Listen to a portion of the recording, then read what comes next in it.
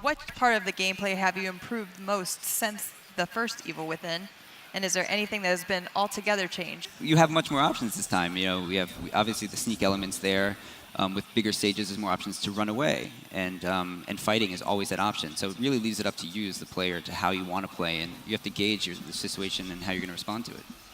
But Sebastian actually has a tool now that can kind of help him navigate this world, and that is the communicator device. What does the communicator device allow him to do? So, like you saw in the trailer, it's a communication device for him to stay in touch with Kidman, who's outside in the real world. But because of how STEM is sort of collapsing and in this state, it can respond to things that have happened within this world. So in the game, we call them sort of resonances or residual memories. So you can see things or chase down things that have happened in the past, and that can lead you to other objectives or to find items, or it could even be something terrible waiting for you. But it's up for you to sort of like take that extra step to follow these sort of leads that are coming through this communicator to explore. Right. And in the other game, in the first game, you were sort of pushed through a particular path, and in this one, the communicator allows you to have several different pathways that you could opt to take. Is there something in here that could also appeal to an action fan, or is it pure horror? So action fans will not be disappointed, but also sort of people who like slower paced horror will also find a game that they can enjoy. The gameplay is always about sort of overcoming that horror. We rarely put you in a situation where there's nothing that you can do about that. It's always about sort of tackling that with the supplies that you have.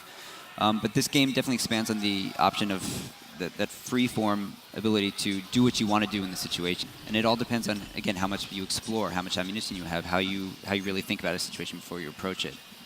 Will this rely almost entirely on gore, or will it be an emphasis on psychological horror and general creepiness? I think this time we really kind of pushed the psychological horror aspect much harder, I think, than the first game.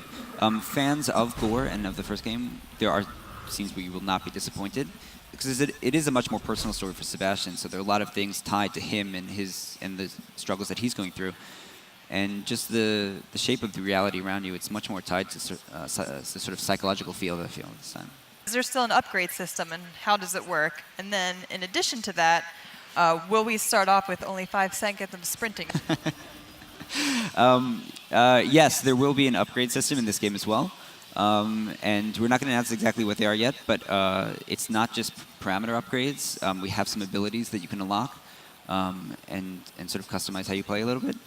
And as far as 5 seconds of stamina, I think we upped it to 6. No, but it's definitely still something you need to be concerned about when you play. But you've got to have that, and you have to have that stress, that additional stressor on top of everything else. It's like, I'm running out of breath. What am I doing here? Ultimately, that's what humanizes Sebastian and makes him a cool character that we can play. Yeah, whatever, he's pretty roughed up though. So Yeah, I mean.